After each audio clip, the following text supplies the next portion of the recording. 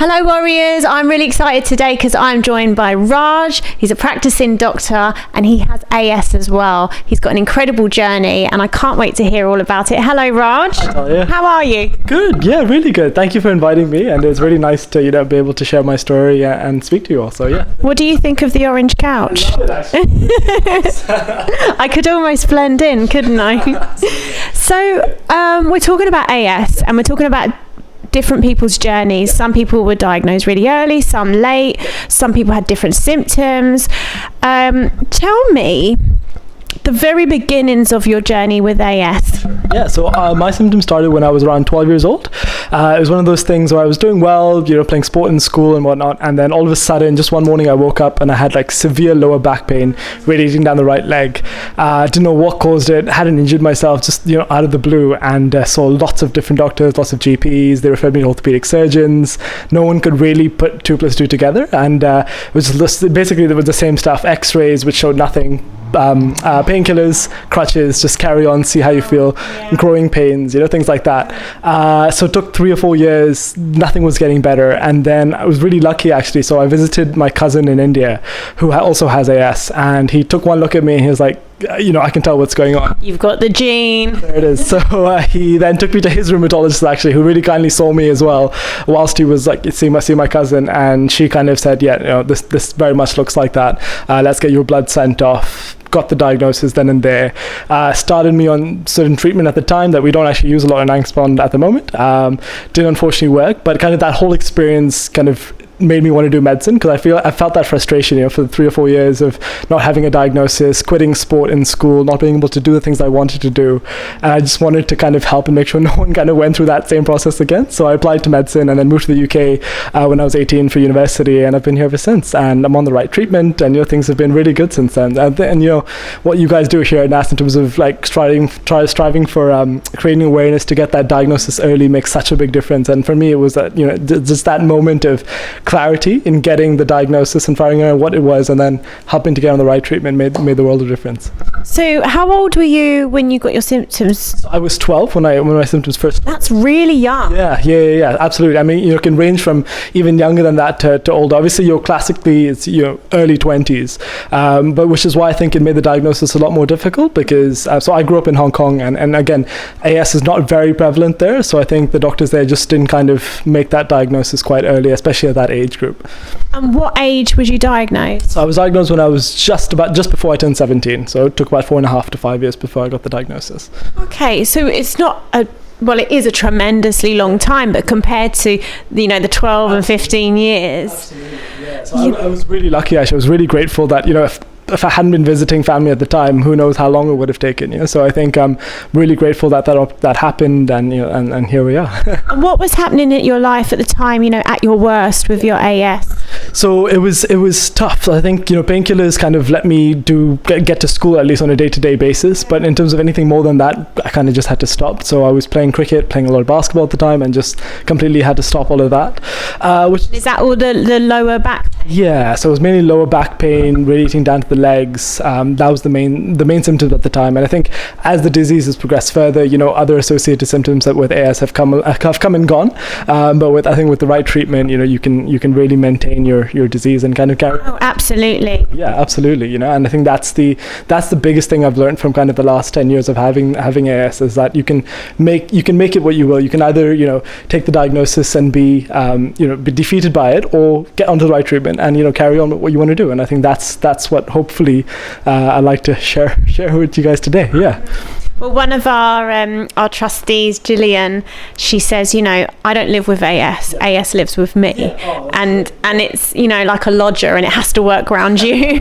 Do you feel that? Absolutely, yeah, absolutely. And I think that if you can keep doing what you want to do and make it work for you, then that's the best way to deal with it. And it's a really good quote, actually. Yeah. So Raj, tell me, because obviously you've been through all that and you finally got your diagnosis. Tell me, what was it about that whole journey, which was about 4 years, that made you say, do you know what? I need to go into the medical field, because this has not only interested me, but I feel very passionate about diagnosing and helping people now.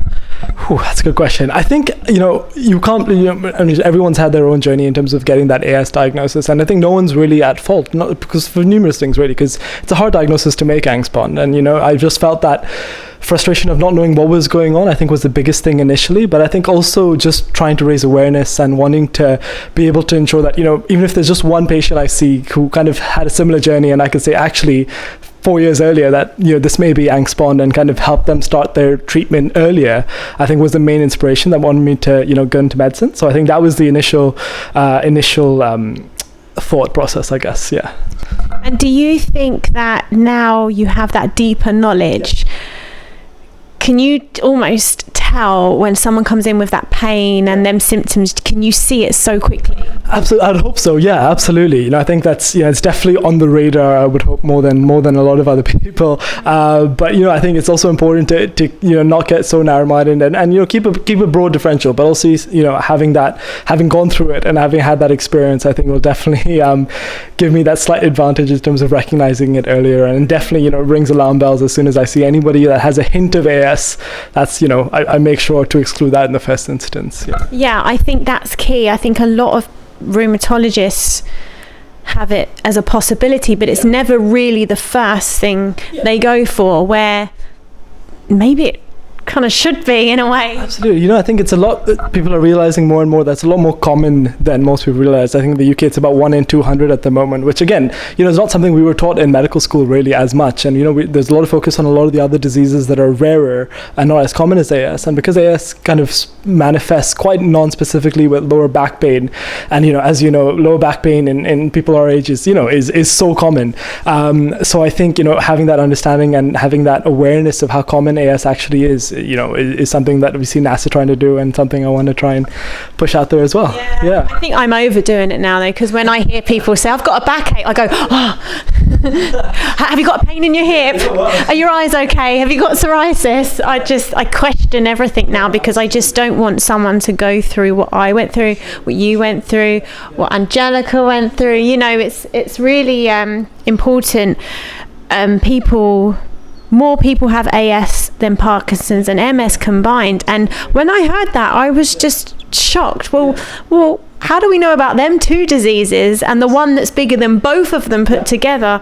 Nobody knows about it. Why do you think that is? I think it's mainly because it's confused so easily with other things, right? People think of, you've got back pain, just carry on and keep doing what you're doing, and no one kind of pays attention to that. But I think when you have something else that's driving it underneath, and you kind of suppress it and you put it away, and you don't really come and seek medical attention, I think that's also what drives it a little bit. So I think it's a combination of trying to carry on with your life, and the fact that there's no specific symptom a lot of the time with AS that says, okay, you've got that, therefore you might have AS.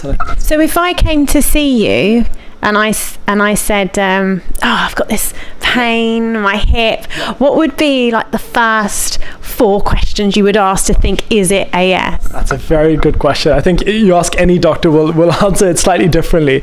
I think the most important thing is really exploring your story. And I think a lot of doctors, especially now, you can't blame doctors with COVID when how the pressures of the NHS at the moment. But I think taking the time to really tell me your story, and kind of if you give patients 5 minutes to tell them all about their journey so far, a lot of the diagnosis just manifests in that, and I think getting those small details out. I get really, really stiff in the morning, and it takes an hour before I really can get going. I'm waking up in the middle of the night with back pain. Those inflammatory type symptoms is what is the first alarm bells that come out with.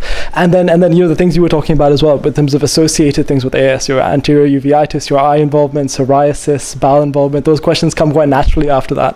But I think really understanding the type of pain you've got and your story is amazingly important. I think just those first golden few minutes it really can help make that diagnosis. Yeah, I think that's a good point, actually, just listening to the story, because everyone's pain is different. I met Dasha and Gillian, who have completely different symptoms to me, yet we still have the same disease. But if you actually listen to our journeys, they're very, very similar. Yeah, that's a good point. So tell me about you now. How is your pain? How are you managing? What are you doing to keep it under control? So it's been, touch wood, it's been really, really good actually the last few years. I think I'm on the right treatment under fantastic care under rheumatologists, and I think it's a combination of medication and exercise and physical activity that's really made a world of difference. So I kind of have a fixed exercise regimen that I do every day for 30 minutes without fail. I think that's what really sets me in a right tone in the mornings.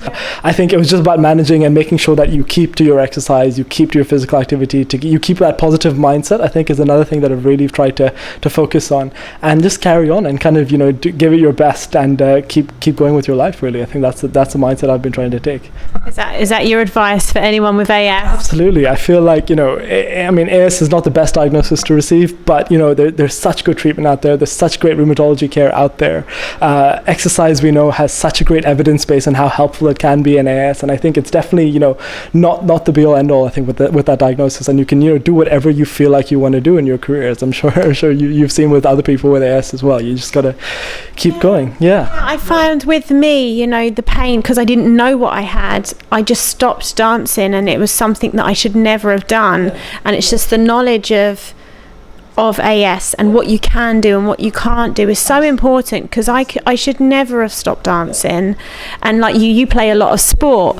Instinctively people say just to relax, don't do anything crazy, and stop playing sport, stop dancing, you'll feel better. But really it's the flip side with AS, which is so unusual, isn't it? For sure, absolutely. And I think it's it's difficult because your body wants to just sit and not do anything because you're in pain, but actually fighting through that, and obviously within reason. So seeing a health professional and being guided through those exercises, I think, is really important. Not just kind of going out there and lifting heavy weights at the gym. It's probably not the best thing to do with AS, but I think doing it when you know what you're doing, guided by a healthcare professional, I think is so important. And we know that long term wise as well, in terms of preventing joint fusion and things, and keeping as mobile and as physically active as possible is going to lots of stretches. Absolutely. And I think, again, the videos that NAS promote on YouTube and Twitter and whatnot are fantastic. Just those small nuggets of even 10 or 15 minutes a day can make a world of difference. And I think that's a key message that I'm really glad NAS is putting out there.